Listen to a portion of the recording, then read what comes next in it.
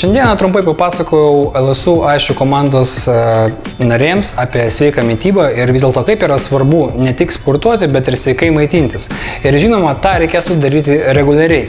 Labai džiaugiamės naujų bendradarbiavimų su šalia esančiu SEAL sporto centru, kur tikrai krepšininkas gali gauti pačias geriausias ir naujausias technologijas, kurias teikia būtent šio centro treneriai, instruktoriai. Ir šis centras yra pasirašęs bendradarbiavimo sutartį su Lietuvos sporto universitetu ir čia gali savo meistriškumą ir, sakysim, fizinį pajėgumą gerinti ir kelt patys geriausi sporto universiteto studentai, sportininkai ir įvairių komandų nariai.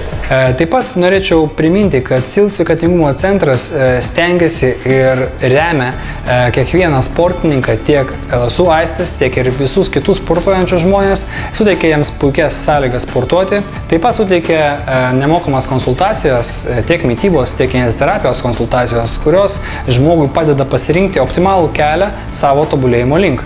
Džiugu, kad bandoma žiūrėti integraliai į, sakykime, sportininko rengimą. Aišku, labai svarbus aspektas yra fizinis rengimas, atletinis galbūt daugiau rengimas.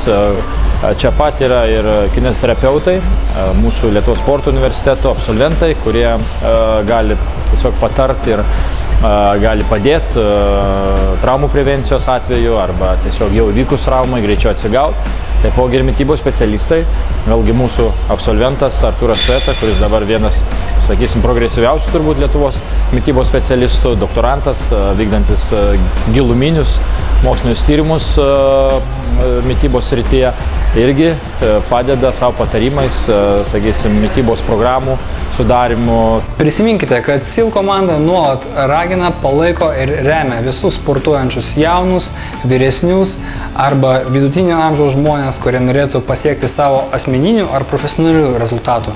Ateikite pas mus, mes jūs ne tik skaniai, bet ir sveikai pamaitinsime, bet to išmokysime jūs sportuoti.